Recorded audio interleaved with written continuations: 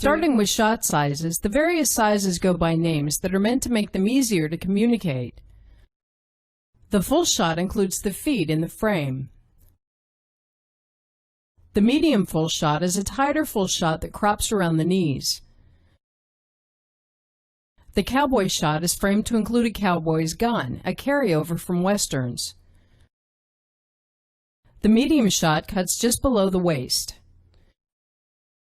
After this, we have a couple of close shots. First, the medium close shot, which cuts just above the waist. And then the close shot, which cuts by the character's breast area. Above this, we have a number of close-ups. First, the wide close-up, then the full close-up, then the medium close-up, and finally the extreme close-up. Too much credit is given to these names because they aren't exact and most people don't agree on what they mean or even use the same words. And if the character needs to move, which he usually does, the terms become meaningless. So all shot sizes are sort of. Here we're sort of in a medium close. A quicker and more precise way to communicate shot sizes is to simply walk over to the character and physically show the top and bottom of where the frame should crop. When picking shot sizes, a useful convention is to avoid cropping characters at leg joints. Here we're cutting him off at the knees, which can make him look amputated. So let's crop him in the middle of the thighs. If we need to be any wider, it's better to go to a full shot because cropping him in the middle of the calf tends to make him look like he's standing in something. And the same happens when cropping at the ankles. When we have the choice, this whole area is the least forgiving place to crop and makes sense to avoid. We simply pick shot sizes based on how identified or intimate we want to be with the character. If she's deeply personal and open about her feelings, we don't want to be this wide. And if she's talking about something ordinary, we don't want to be this close unless it has very personal meaning. Being too close can feel severe if we don't know a character because intimacy takes time.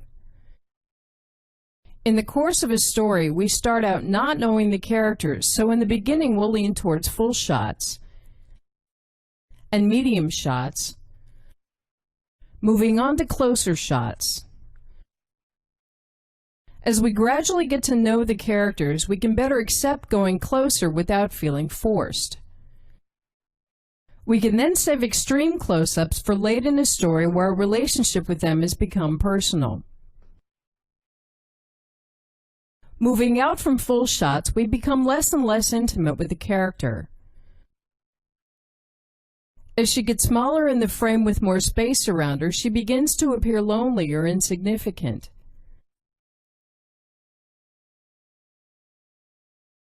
To quickly run down the basic shot types, this is a single shot. This is a two shot. This is a three shot. And so forth. An insert is a close-up on a part of the scene. A POV, or point of view, is seeing the scene from the character's perspective. The most basic dialogue setup is two matching over-the-shoulder shots and two matching close-ups and all two cameras on each character. The technical names for these pairs are internal and external reverses because the close-ups are inside the space between the characters and the over-the-shoulders are outside. A normal editing pattern is to cut between the external shots, and then at some point as we get deeper into the dialogue to move in and cut between the internal shots. If we want to become less personal again, we can go back to the external shots. We can easily have different shot sizes on each character. Here we're more identified with the woman and less with the man. If we turn that around, we're now more identified with a man and less with the woman. Another way to control our level of identification with the characters is with our distance to the eye line. With the camera out here, we're very far away from the eye line and we're detached from the dialogue. As the camera gets closer to the eye line, we become more involved. The further we are from the eye line, the more objective and impersonal the shot is. As we get closer to the eye line, we become more involved, saving rubbing against the eye line for very personal scenes. An elegant technique can be to place close-ups closer to the eye line than over the shoulders. So starting in an over-the-shoulder that's further away from the eye line, as we cut close, we're also moving closer to the eye line and becoming more personal. With several cameras on a character, the shot sizes need to be different enough to avoid a jump cut. Here the cameras are too similar. As we cut from the wide camera to the closer camera, we get a jolt because the shots aren't different enough. So let's make the wide shot wider. Starting in the wider shot, the cut is smooth because we understand it as a cut. Cutting from shot sizes that are very different can also be jumpy, but doesn't come across as a mistake. Starting in a very wide shot, the cut close is startling but still makes sense visually. It's fine to place cameras on a character at different angles. But as shot sizes need to be different enough, so do angles. If we're cutting to a camera at only a slightly different angle, we get the same type of jump as before. The rule of thumb is that shot sizes or angles should be at least 20% different, but that's a little on the low end. Master shots have several meanings.